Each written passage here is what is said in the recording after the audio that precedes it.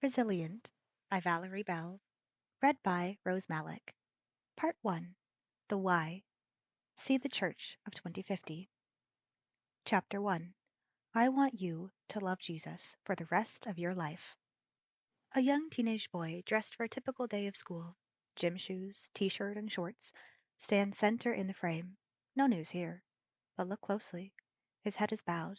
He is praying. And most noticeably, he is praying alone.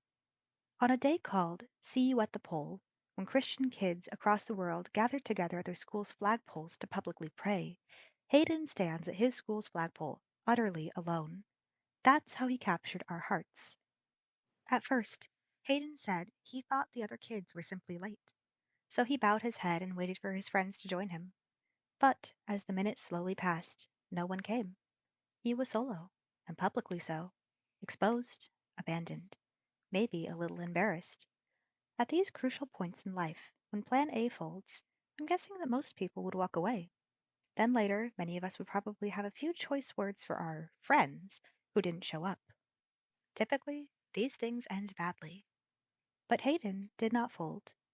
He did not leave. When Plan A went bust, he had the grit to move to Plan B. His mother, Stacy Philpott, shared Hayden's thoughts on her blog.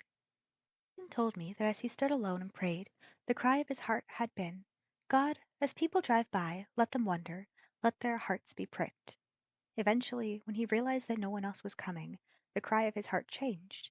He asked that God would do something with his standing alone. Most of us have prayed something like, God, do something with Plan B. Do something with this publicly embarrassing situation.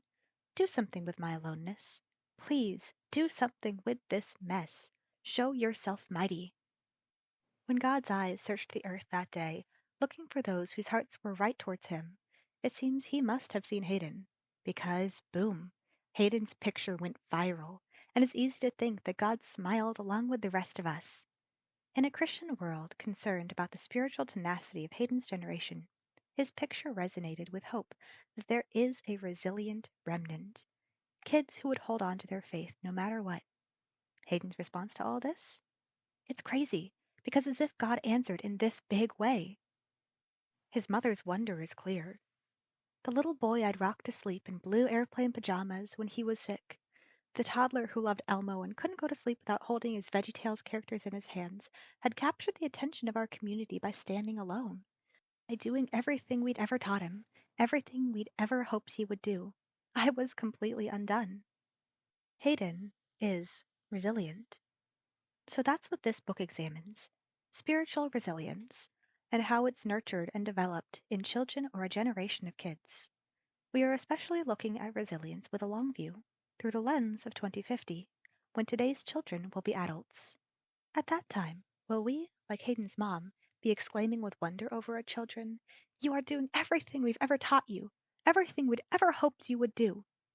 Or will we mourn over empty churches and regret that we could have done more? We ask questions today in hopes of fanning the flames of the fearless future of faith through discipleship of today's kids.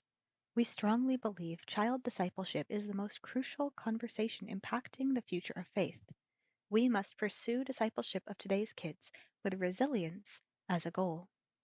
Many contributors have helped form the thoughts in this book. We share a common desire to come alongside parents, pastors, and KidMin leaders to help raise generations of children who identify with Christ publicly and without apology.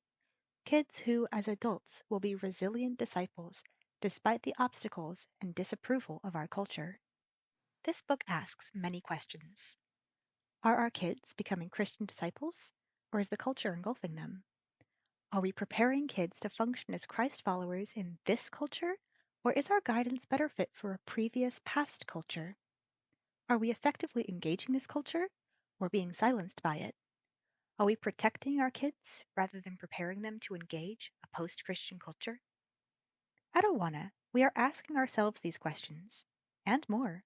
As a result, we are refocusing a robust 70-plus-year-old ministry to kids in order to address the long view questions around resilience. Are we preparing today's kids to lead the church and influence the culture in 2050? Are we simply raising up Bible memory champions, assuming they are disciples? Have kids taken a second place to curriculum or programming? Are we about achievement or resilience? Or can we emphasize both? At Awana, we have committed to owning our need to refocus a 70-plus-year-old ministry. Please understand, our bottom line is not simply to promote the Awana brand. Obviously, we care about this ministry immensely. But even more than that, our passion is to ignite a movement of God that starts in the children's wing of the church and spreads to the pews and out into the streets. A spiritual awakening all across North America and beyond. Our front row experience as practitioners, the conclusions we have made, have been further validated by research data. But the best research in the world goes nowhere unless it's picked up by practitioners. The ball is in our court, and we are ready to pick it up.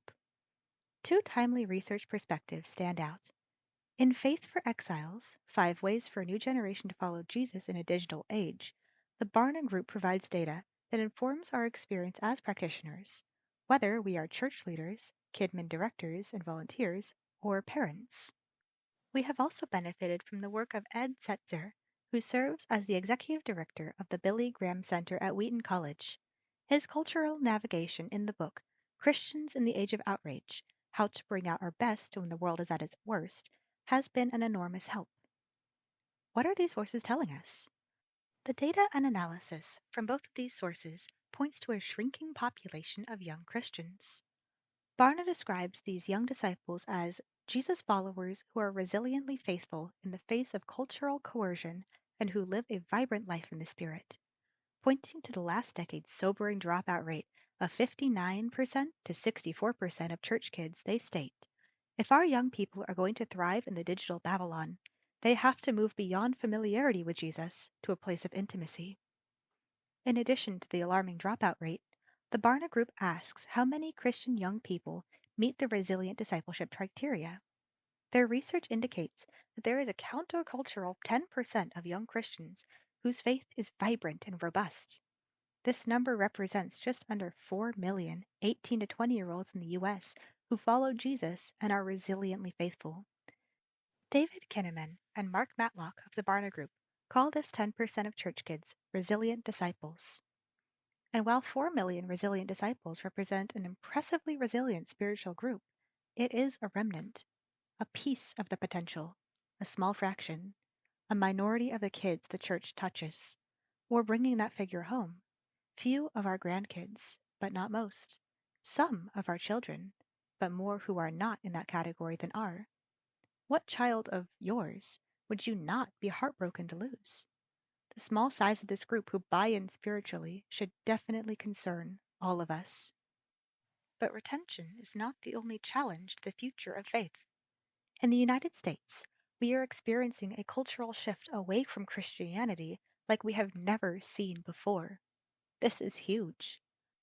The group who checks the none box on religious preferences is growing and becoming more influential. Ed Setzer helps us understand this cultural shift away from convictional Christianity. He says, we can try to reclaim a cultural norm, mainstream Judeo-Christian consensus that is dying if not already dead. Or we can grasp the central truth of the moment in which we live, understanding the challenges and opportunities Christians face in this new culture. We have to consider both the moment we are in and the mission we are on.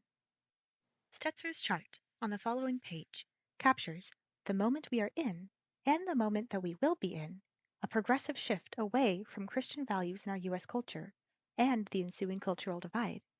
It shows the direction of cultural influence in our country. In the future, there will be convictional Christians. Whether they are called resilient disciples or convictional Christians, each name represents a group we are calling the resilient remnant. As leaders in the spiritual training of kids and youth for over 70 years, our front row seat to church health and trends led us to the same conclusions as Barna and Stetzer. Our exit polls with churches leaving our ministry program almost universally report a church's number one problem in the discipleship of their children is lack of volunteers. In some cases, the church has grown apathetic to its own future. We have also watched and experienced the downside of churches going Sunday only and dropping Kidmin programming to an hour or so a week, a solution for the immediate that, in our opinion, is short-ranged and will be hard-pressed to create the kind of discipleship needed for 2050. But we are also far from quitting. Far from it. For the sake of the 2050 church, the future of faith, and the influence of this country, we are focusing on nurturing and expanding the resilient remnant, convictional Christians, or what Barna calls resilient disciples. So, what is spiritual resilience? Spiritual resilience is a quality that describes the spiritual elasticity of a child or adult, their resistant strength to bend and flex, but not break against the weight of culture.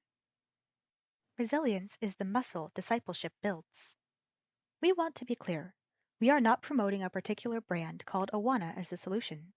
We are actually in the process of examining our own ministry and making critical shifts in our approach with 2050 in mind. We are retooling in order to nurture kids' faith by doing everything possible today to prepare them for the challenges of not only today, but also of tomorrow. We strongly believe that child discipleship is the most crucial conversation impacting the future of faith. Our intention is to further a conversation about discipleship and the future of faith. We realize this conversation needs many perspectives. Our goal is to invite everyone into this crucial discussion.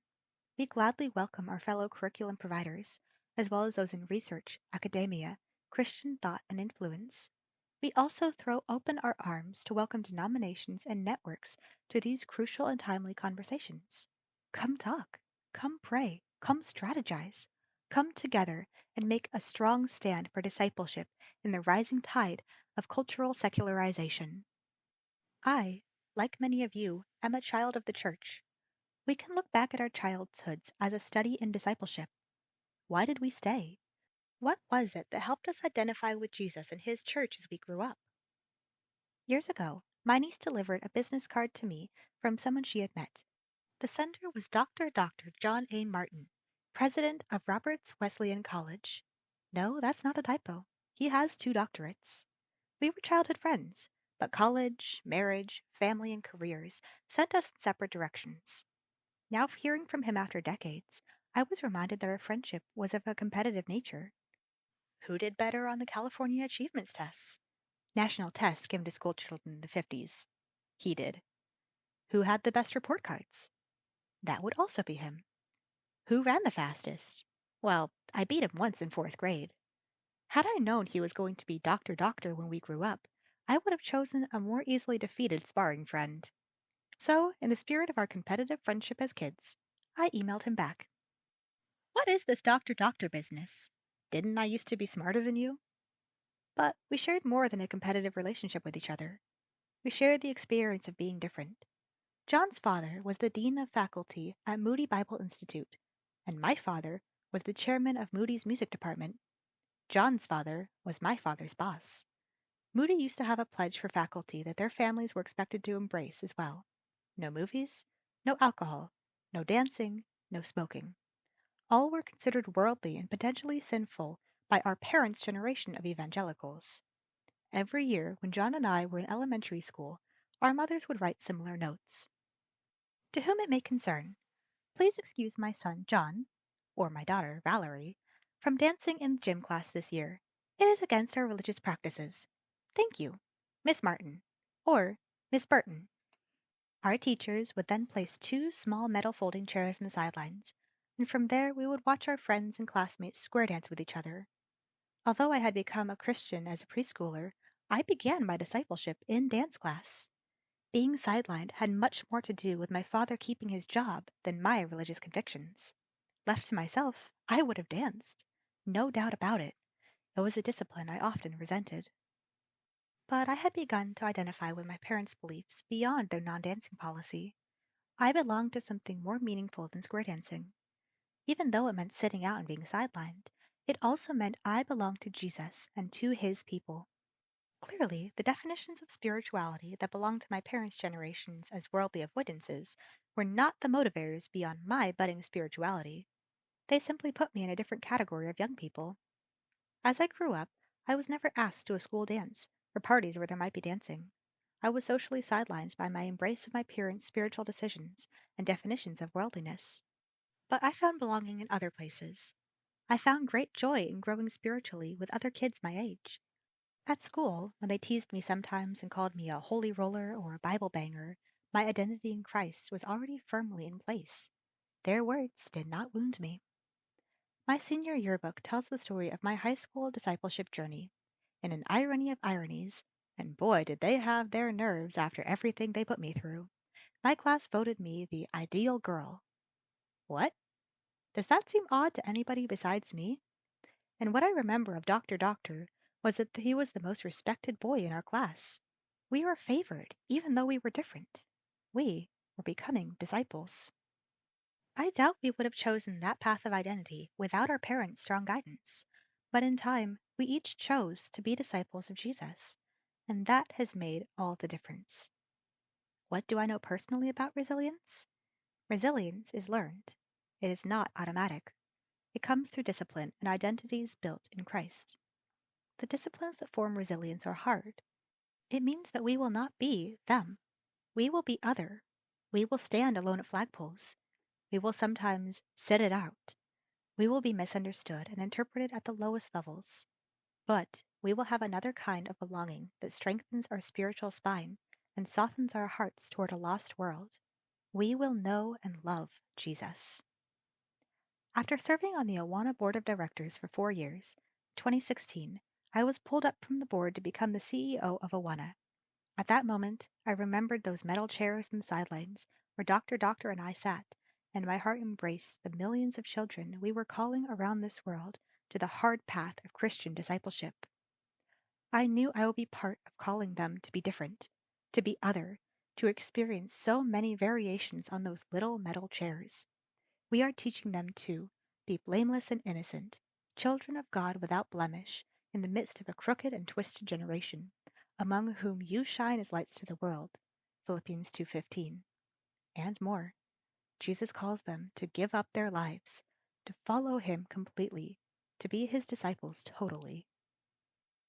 I also remembered that on my pathway to developing my own identity when my sixth grade teacher asked me what I wanted to be when I grow up. I told him that I wanted to be a lawyer for children. He smiled and told me there wasn't such a thing. He was only partially right. There was Awana, the perfect place for a woman whose heart beat early and throughout her life for children. This 70-plus-year-old, biblically rooted, local church ministry is where some of the most dedicated, passionate advocates for children and the gospel I've ever met have given their lives. When I became CEO, I felt like I was coming home. Here is where I belong, with other highly dedicated child disciple makers and advocates for kids.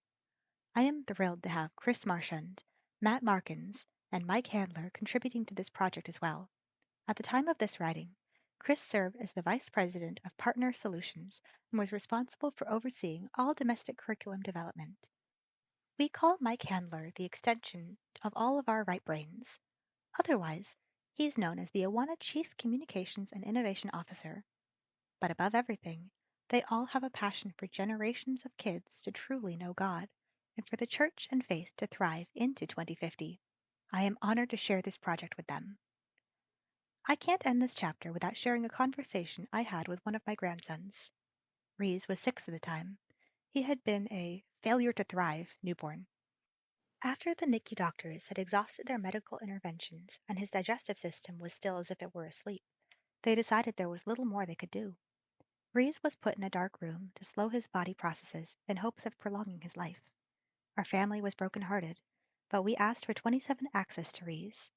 We prayed over that little body. We rocked and sang songs to him as if we could will him to keep living. When they sent him home, it was not to live, but to die surrounded by family. We were on our own. But he didn't die. He lived and thrived, I might add. He still seems like a miracle to us. Through the years, we have noticed an unusual spiritual sensitivity in him. I've always wondered if that might be from all the prayers that were prayed over every cell of his baby body in the first weeks. But back to the conversation we had.